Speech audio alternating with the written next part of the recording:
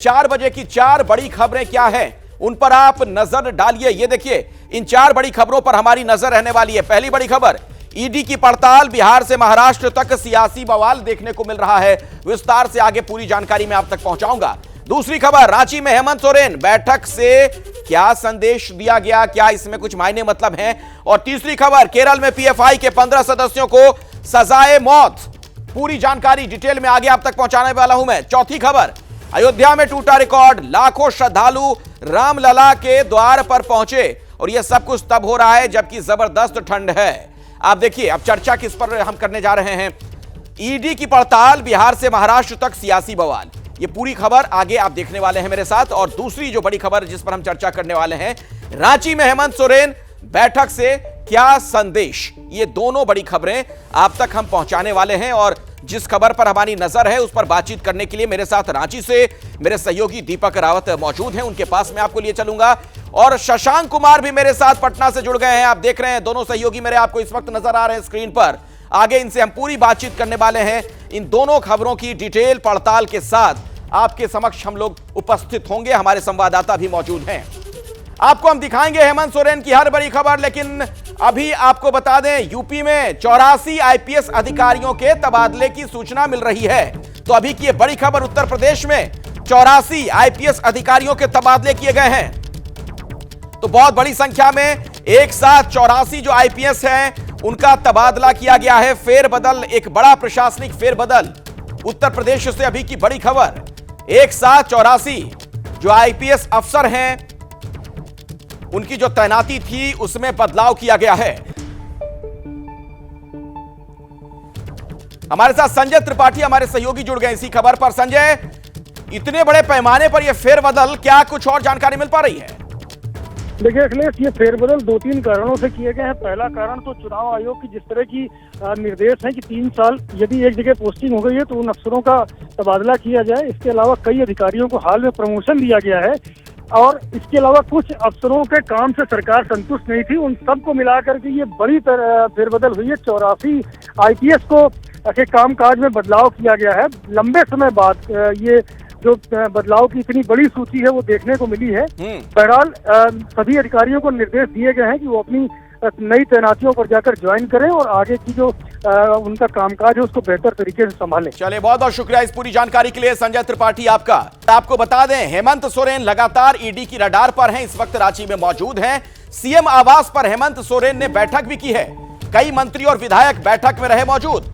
इस मीटिंग में रणनीति पर चर्चा हुई है। हेमंत सोरेन के साथ तमाम बातचीत की गई है। कल्पना सोरेन भी बैठक में मौजूद रहीं। कल हेमंत सोरेन की ईडी के सामने पेशी होगी। पेशी से पहले विधायकों से मिले हैं हेमंत सोरेन। और जो अभी खबर हमें मिल रही है, ताजा जानकारी आप तक मैं पहुंचा दूं कि झारखंड मुक्ति मोर्चा की प्रेस कॉन्फ्रेंस बस कुछ ही देर के बाद शुरू होने वाली है। शाम 4:30 बजे का वक्त इसके लिए बताया जाता है।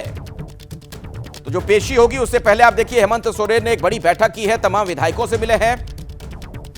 तो तमाम मायने मतलब भी इसके निकाले जा रहे हैं जिस तरीके से इन एमएलएस के साथ उनकी मुलाकात हुई है।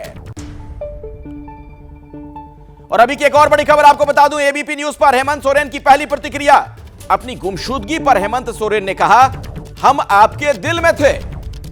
तो जब उनसे यह सवाल पूछा गया कि उन्हें लापता बताया जा रहा है, वो गुमशुदा है क्या, तो उसका जवाब जो था वो कुछ यूं था कि हम आपके दिल में थे। एबीपी न्यूज से बात करते हुए हेमंत सोरेन ने यह कहा कि हम आपके दिल में थे, क्योंकि उन पर आरोप यह लग रहा है कि ईडी के साथ जांच में सहयोग नहीं कर रहे हैं, लापता हैं।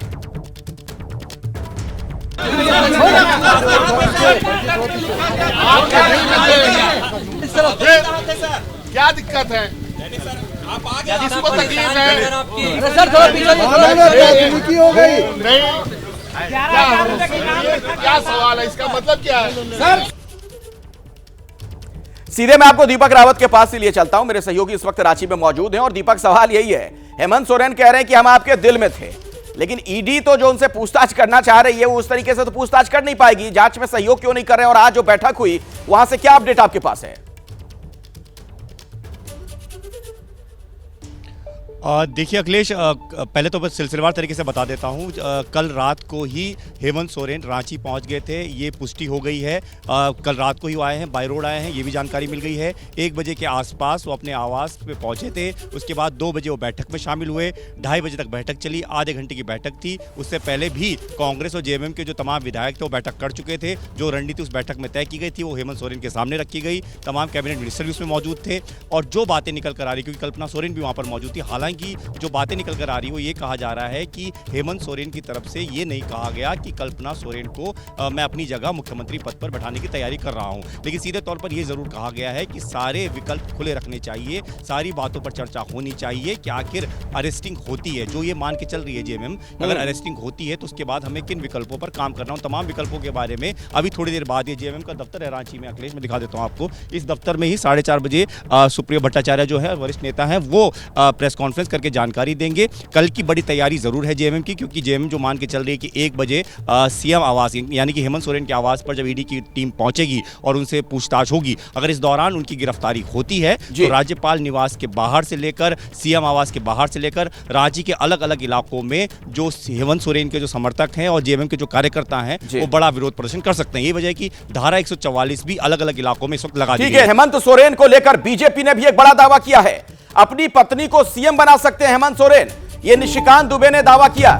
हेमंत को सता रहा है पूछताछ का डर, यह भी बीजेपी कह रही है। जेएमएम और सहयोगी विधायकों को बुलाया गया है, सामान के साथ विधायकों को रांची बुलाया गया, यह दावा बीजेपी की तरफ से किया गया है। तो एक बार फिर से आपको बता दें, हेमंत सोरेन को डर सता रहा है पूछताछ से, वो डरे हुए हैं, यह आरोप लगाया बीजेपी ने। और बीजेपी की तरफ से यह भी कहा गया है कि अपनी पत्नी को वो सीएम बना सकते हैं। जो तमाम कयास पिछले काफी दिनों से लगाए जा रहे थे कि अपनी पत्नी को मुख्यमंत्री के तौर पर प्रोजेक्ट कर सकते हैं, अब बीजेपी भी यही आरोप लगा रही है। इनकी ताकत लगेगी कल्पना सोरेन जी को मुख्यमंत्री बनाने की। संविधान ये कहता है कि कल्पना सोरेन जी मुख्यमंत्री नहीं बन सकती हैं, और इनके परिवार की ताकत लगेगी, खासकर भाई और इनके भाभी की, कि वो मुख्यमंत्री बने। इस कारण से मुझे लगता है कि झारखंड राष्ट्रपति शासन की तरफ जा रहा है। आइए एक बार फिर से मैं आपको रांची लिए चलता हूं। दीपक रावत लगातार हमारे साथ जुड़े हुए हैं, पल पल की वहां से हर खबर हर हलचल आप तक पहुंचा रहे हैं। दीपक, ये कल्पना सोरेन को सीएम बनाने को लेकर जो बीजेपी आरोप लगा रही है, ये चर्चा तो वैसे भी काफी दिनों से है सियासी फिजाओं में, इसको लेकर भी बैठक में कोई बातचीत हुई है अंदर खाने से, कोई सूत्र अगर आपको कुछ बता रहे हो? जी देखिए अखिलेश, जेएमएम के जो सोर्सेज कह रहे हैं वो ये कह रहे हैं कि एक भी बार हेमंत सोरेन ने ये नहीं कहा कि कल्पना सोरेन को, इस बैठक की बात मैं कर रहा हूँ, कि कल्पना सोरेन को मुख्यमंत्री बनाया जा सकता है। इस बात पे कोई चर्चा नहीं हुई है फिलहाल बैठक में, ये जेएमएम के सोर्स कह रहे हैं। सीधे तौर पर यह कहा गया है कि कल जब ईडी की टीम आएगी तो उस दौरान क्या रणनीति रहने वाली है, उसके बाद अगर गिरफ्तारी होती है तो किस तरीके से रणनीति पर हमें काम करना है, यानी कि सरकार किस तरीके से चलानी है, मंत्रिमंडल में क्या फेरबदल होना है, क्या मंत्रिमंडल से ही किसी व्यक्ति को चुना जाना है जिसको कि सीएम बनाया जा सके, इस पर भी चर्चा हुई है। लेकिन कल की रणनीति पर ज्यादा फोकस है तमाम दलों का, चाहे जेएमएम हो चाहे कांग्रेस हो, कि कल किस तरीके से यहां पर एक माहौल बनाने की कोशिश की जाएगी, तमाम जो कार्यकर्ता हैं समर्थकों को जुटाने की कोशिश की जाएगी। अलग अलग जगहों से विधायकों को यहां एक दिन पहले ही इकट्ठा कर लिया है, चाहे वो जेएमएम के हों चाहे कांग्रेस के हों, तमाम विधायक यहां पर जमा हुए हैं। उनसे कहा गया है कि आप रांची, आप अगले आदेश तक नहीं छोड़ेंगे, रांची में ही रहेंगे, सर्किट हाउस में सारे लोग रुके हुए हैं। तो तमाम रणनीति के तहत ये चर्चा जरूर हुई है कि कल हेमंत सोरेन के घर पर जब ईडी पहुंचेगी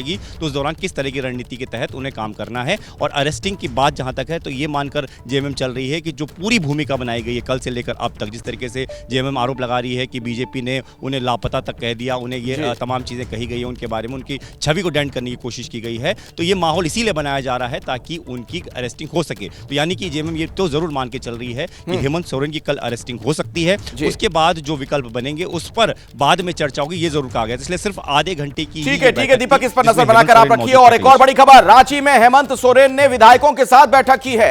हालांकि वो ईडी की पूछताछ से बचते नजर आए हैं, जिस पर जमकर सियासत हो रही है। राज्य के मुख्यमंत्री के ऊपर गंभीर भ्रष्टाचार के आरोप लगे हों, वो जांच एजेंसियों का सामना करने के बजाय भागते हों, तो ये अपने आप में प्रश्न चिन्ह खड़ा करता है। कौन पूछ के गया था? क्या उसका नियम था जो ईडी गया उस तरह जाने का है नियम? बताइए, जब तक 21 तारीख 29 से 31 का डेट दिया हुआ था तो कैसे चल गया? कोई अनहोनी घटना भी हो जाए तो बड़ी दिक्कत है ना, कि राज्य के लिए संकट का। संवैधानिक संकट एक प्रकार से पैदा हुआ है राज्य में। झारखंड में कभी भी कुछ बड़ा हो सकता है। सियासी फिजा गर्म। रांची में हेमंत ने बैठक की लेकिन ईडी की पूछताछ से बचते दिखे। उधर बिहार में भी ईडी का शिकंजा लालू यादव के परिवार पर कसता दिख रहा है। मैं आपको पटना लिए चलता हूं। शशांक मेरे सहयोगी वहां से हमारे साथ मौजूद हैं। शशांक, ऐसा लग रहा है कि इंडिया गठबंधन के लिए अच्छी खबर नहीं है। झारखंड हो या फिर बिहार हो, वहां भी मुश्किलातें दिख रही हैं।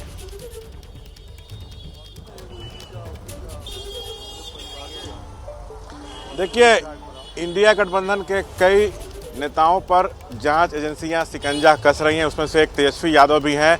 ये ईडी का जोनल कार्यालय है पटना का। 11:30 बजे तेजस्वी इसमें पहुंचे थे। करीब 11:15 बजे से उनसे पूछताछ शुरू हुई है। 4.5 घंटे से तेजस्वी से पूछताछ हो रही है। कल इसी दफ्तर में लालू से 9 घंटे तक पूछताछ हुई थी। करीब 60 से ज़्यादा सवाल उनसे पूछे गए थे, जो हमें सोर्सेज से जानकारी मिली। और आज तेजस्वी से पूछताछ हो रही है। अमित कात्याल एक बिजनेसमैन है जो इस मामले में गिरफ्तार हुआ था। उसने पूछताछ में कई खुलासे किए हैं। उसी आधार पे लालू से पूछताछ हुई और आज तेजस्वी से हो रही है। लालू से जो सवाल पूछे गए थे उसमें से कुछ सवाल तेजस्वी से भी पूछे जा रहे हैं और ये चेक किया जा रहा है। हमारे सोर्सेज बता रहे हैं कि कितना अंतर है दोनों के जवाब में। तो खैर, जो पूछताछ है करीब 8 से 9 बजे रात तक चल सकती है। तेजस्वी से भी 60 से 70 सवाल पूछे जा सकते हैं। एक बड़ा सवाल ये है कि क्या गिरफ्तारी भी होगी, ये एक बड़ा सवाल है। आरजेडी के तमाम बड़े नेता कार्यकर्ता यहाँ पर सुबह से मौजूद हैं। तेजस्वी आए तो नारेबाजी कर रहे थे। ये संदेश देने की कोशिश थी कि सारे पार्टी के कार्यकर्ता आपके साथ मजबूती से खड़े हैं। भाई अरुण है, महासचिव हैं। कई घंटों से पूछताछ चल रही है, क्या लग रहा है कोई बड़ा एक्शन हो सकता है? बड़ा एक्शन क्या होगा, ये कोई एक्शन का मामला ही नहीं बनता है। ये तो चुनावी स्टंट है। नरेंद्र मोदी, ये ईडी के अधिकारी भी खुद गश्ते हैं कि वो जितना दबाव में काम कर रहे हैं उतना दबाव आज तक कभी नहीं हुआ। अच्छा, खाली तेजस्वी पर जांच नहीं ना हो रहा है, केजरीवाल पर हो रहा है, हेमंत सोरेन पर भी तो हो रहा है। अच्छा, एक आधो नाम बीजेपी के भी नाम बता दीजिए जो कि उस पर भी जांच चल रहा हो। क्या बीजेपी एकदम पूरी तरीके से पाक इंसाफ है? एक आध भी नेता, चलिए मैं मान लेता हूँ 99% है, बहुत पाक साफ है। 1% का जरा बता दीजिए कि एक भी नेता अगर बीजेपी में है और उस पर अगर सीबीआई। क्या आप लोगों को लग रहा है कि जांच एजेंसियों का दुरुपयोग हो रहा है? लेकिन बीजेपी तो कह रही है कि जांच एजेंसी अपना काम कर रही है। अगर आप कुछ गड़बड़ नहीं किए तो फिर डर क्यों रहे हैं? देखिए सुनिए, अगर सुबह का गुंडा अगर शाम में बीजेपी में चला जाए तो वो गुंडा नहीं रहता, साधु हो जाता है। जो भी देखिए किसी को जांच एजेंसी तंग कर रही है, देखिए हेमंत सोरेन जी को कर रही है, यहाँ तेजस्वी यादव जी को कर रही है, ममता बनर्जी जी को कर रही है, केजरीवाल जी को कर रहे हैं। एक आध बीजेपी का नेता कुछ घोटाला नहीं किया। मध्य प्रदेश में क्या किया गया? विधायकों को इस्तीफा दिलाकर सरकार को तोड़ा गया। देखिए, 19 तारीख को ये नोटिस जारी हुआ था कि 30 को आना है, तो तेजस्वी आ गए। लेकिन सरकार 48 घंटे पहले गई है, तो ये आरोप क्यों लगाया जा रहा है? टाइमिंग पर क्यों सवाल उठाया जा रहा है? टाइमिंग पर इसलिए सवाल उठाया जा रहा है कि ये सब पूरा जो है वो पहले ही से प्री प्लान था। और आपने जो सवाल पूछा कि आप लोग क्यों ये जो जांच हो रहा है उस पर क्यों सवाल उठा रहे हैं, सवाल इसलिए हम लोग उठा रहे हैं कि जब से भाजपा सरकार में आई है, सत्ता में आई है, लगभग 121 नेताओं पर छापा पड़ा है। देखिए, एक आरजेडी के कार्यकर्ता है, ये एक कागज लेके आए, लिखा हुआ है लालू जी, तेजस्वी जी आप संघर्ष करो, जनता आपके साथ है। मतलब जनता खड़ी है इनके साथ। बिल्कुल बिल्कुल बिल्कुल। क्यों? जनता, देश की जनता तेजस्वी यादव के साथ और लालू जी के साथ खड़ा है। क्योंकि जब से ये मोदी सरकार बना 2014 से, तब से लालू परिवार को परेशान करने का काम कर रही है। साजिश और साजिश करके लालू परिवार को बदनाम करने का। देखिए, ये लोग आरजेडी के कार्यकर्ता है, प्रदेश महासचिव थे। ये लोग कह रहे हैं कि जांच एजेंसियों का दुरुपयोग हो रहा है, लेकिन पूछताछ जारी है। अब आज रात क्या होता है इसी पर सबकी नजरें टिकी हुई हैं। जी अखिलेश। शशांक, मैं दोबारा भी आपके पास लौटूंगा, लेकिन देखिए महत्वपूर्ण बात क्या है। महत्वपूर्ण यह है, लालू यादव का तो घोटालों से पुराना नाता, उनसे पूछताछ भी हुई, जेल भी गए, कई मामलों में सजा भी पा चुके हैं। तेजस्वी भी रडार पर है, उनसे भी पूछताछ शुरू हो गई है। पूरी जानकारी आपके सामने मैं रखने जा रहा हूं। लैंड फॉर जॉब जो स्कैम है, लालू एंड फैमिली से सवाल जवाब, लालू यादव से लेकर उनके परिवार के सदस्य भी अब रडार पर हैं। 29 जनवरी लालू यादव से पूछताछ हुई। करीब 9 घंटे तक यह मैराथन पूछताछ हुई। कई सवाल पूछे गए जिसके जवाब लालू यादव ने दिए हैं। और 30 जनवरी यानी आज की तारीख तेजस्वी यादव से पूछताछ हो रही है। सुबह 11:47 से यह पूछताछ जारी है और बताया जाता है कि अभी और भी कुछ घंटों तक पूछताछ जारी रहेगी। कुछ और भी जानकारियां आपके लिए, इस पर गौर फरमाइए। ईडी वर्सेस तेजस्वी वाली स्थिति जो नजर आ रही है, 22 दिसंबर को बुलाया, तेजस्वी पेश नहीं हुए। ईडी की तरफ से उन्हें बुलाया गया था कि आइए पूछताछ में सहयोग करिए। 5 जनवरी को बुलाया गया, तेजस्वी यादव नहीं गए। 19 जनवरी को नोटिस भेजा गया। आज तेजस्वी पेश हुए हैं, उनसे पूछताछ चल रही है। लगभग 11:15 के आसपास से यह पूछताछ जारी है और अभी और भी कई घंटे तक पूछताछ चलेगी। तेजस्वी यादव से ईडी की पूछताछ जारी है और अभी की बड़ी जानकारी मैं बता दूं, तेजस्वी के साथ मीसा भारती भी ईडी दफ्तर पहुंची हैं। ईडी दफ्तर के बाहर मौजूद है मीसा भारती। मंदिर में आरजेडी नेताओं के साथ मीसा भारती मौजूद हैं। ईडी दफ्तर के बाहर आरजेडी के कार्यकर्ता भी बड़ी संख्या में।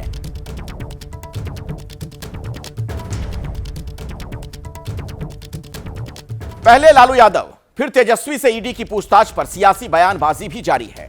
किस तरीके से बयानों के तीर चलाए जा रहे हैं, सुनिए आप। इसको पूछताछ नहीं मानता मैं, ये प्रताड़ना है और प्रताड़ना का पर्यायवाची पूछताछ नहीं होता। और बीजेपी पर जो आरोप लगाते हैं गलत है। हम उनको कहना चाहेंगे, चारा घोटाला को भी याद कराना चाहेंगे कि जब चारा घोटाला सीबीआई को इस मामले को सौंपा गया था, उस समय किसकी सरकार थी? ईडी जो है आजकल कानून के हिसाब से थोड़ी काम कर रही है, राजनीति से प्रेरित होकर के काम कर रही है। इसीलिए तो हम कह रहे हैं ईडी मतलब ईडी नहीं, ईडी मतलब इलेक्शन डिपार्टमेंट। फुल टाइम 24 घंटा 24/7 एक ही काम है। जिसका नाम देंगे जैसा के पिताजी, उसके घर पे रेड मारेंगे, यही चल रहा है। ऐसा आरोप आज नहीं, लालू जी जिस दिन मुख्यमंत्री थे बिहार के, उस दिन से उनके ऊपर है मुकदमा, उस दिन से उनके ऊपर है। तो यह तो एक सिलसिला है जो बहुत पहले से चल रहा है और उसी की कड़ी है। सबके अपने अपने आरोप हैं और इस पूरे मामले को देखने का नजरिया, आरजेडी भी लगातार विक्टिम कार्ड खेलती हुई नजर आ रही है। मेरे सहयोगी शशांक लगातार जुड़े हुए हैं पटना से। शशांक, तेजस्वी यादव से जो पूछताछ चल रही है कब तक और चलेगी और क्या कुछ इस वक्त वहां पर हो रहा है, कुछ जानकारी आप देंगे? सूत्र अगर आपको बता रहे हैं अंदर खाने से कुछ। देखिए, सोर्सेस से ये जानकारी मिल रही है कि रात 8 से 9 बजे तक उनसे पूछताछ जारी रह सकती है, लेकिन बड़ा सवाल ये भी है कि क्या गिरफ्तारी भी हो सकती है। इसी पर सबकी नजरें टिकी हुई हैं, क्या कोई बड़ा एक्शन हो जाएगा। वैसे लालू से भी कल 9 घंटे तक पूछताछ हुई, लेकिन रात 9:15 पे वो बाहर आए थे, तो तेजस्वी अंदर हैं। और एक जानकारी ये भी आ रही है कि करीब 25 से 30 सवाल उनसे अब तक पूछे गए हैं और आज उनसे भी कुल 60 से 70 सवाल पूछे जा सकते हैं इस पूरे मामले पर। अब एग्जैक्ट क्या पूछा जा रहा है ये तो कहना मुश्किल है, लेकिन किस तरह के सवाल पूछे जा सकते हैं। शायद ये पूछा जाए कि किन किन लोगों से आपने ज़मीन ली, जिन लोगों से ज़मीन ली उनकी कहाँ कहाँ पोस्टिंग हुई, जो ज़मीन आप लोग को दी गई उस ज़मीन का हुआ क्या, क्या आपने उसको किसी को बेच दिया। ये land for job scam Lalu के समय किस तरह से होता था, क्या कोई मीडिएटर रहता था, जिन लोगों को नौकरी चाहिए रहती थी वो किस तरह आप लोग के संपर्क में आते थे। हो सकता है तमाम इस लाइन पर सवाल उनसे पूछे जाए।